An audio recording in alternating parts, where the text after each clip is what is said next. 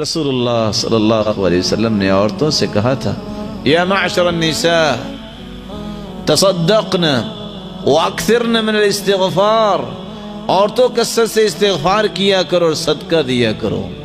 فإنی رأیتکن اکثر اہل النار، میں نے دیکھا کہ جہنم میں اکثر عورتیں جائیں گی. ساری عورتیں چپ ہیں.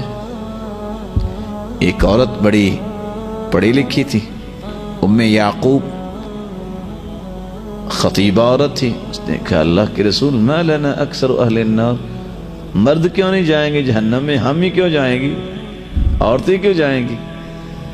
اللہ کے رسول صلی اللہ علیہ وسلم نے فرمایا دو باتیں، تکثرن اللعن وتکفرن العشیر، تم لعن تان زیادہ کرتی ہو اور خامدوں کی ناشکری زیادہ کرتی ہو.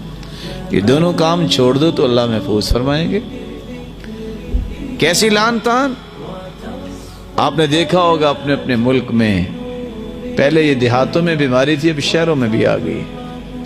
صبح صبح اٹھتے ہیں عورتیں، ناشتہ کیا نہیں ہوتا، سر پہ بھی دوپٹہ نہیں ہوتا، پڑوسن سے کوئی بات ہو گئی، لڑائی شروع. وہ کہتی ہے تم فلاں، وہ کہتی ہے تم فلاں، لڑائی شروع.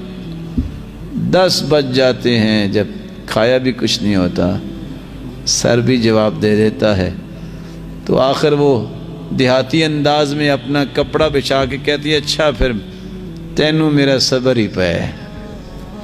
اور میں سوچتا ہوں کہ اگر اس نے کچھ کھایا پیا ہو تو یہ خطبہ تو زور تک چلنا تھا، کیونکہ دھوپ اوپر سے آ جاتی ہے نا، برداشت نہیں ہوتا اتنا کھڑا رہنا.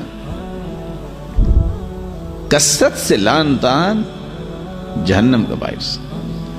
وَتَكْفُرْنَ الْعَشِيرَ، خامدوں کی ناشکری کیسے؟ ساری زندگی یس باس کرتا رہے بیچارہ اور ہر بات مانتا رہے. جس دن اس کے خلاف مرضی کی کوئی بات ہوگی تو صحیح بخاری کی روایت کیا ہے؟ مَا رَأَيْتُ مِنْكَ خَيْرًا قَطْ، تیتھوں پوری زندگی سکھ پایا ہی نہیں. یہ کلمات ہیں ناشکری کے.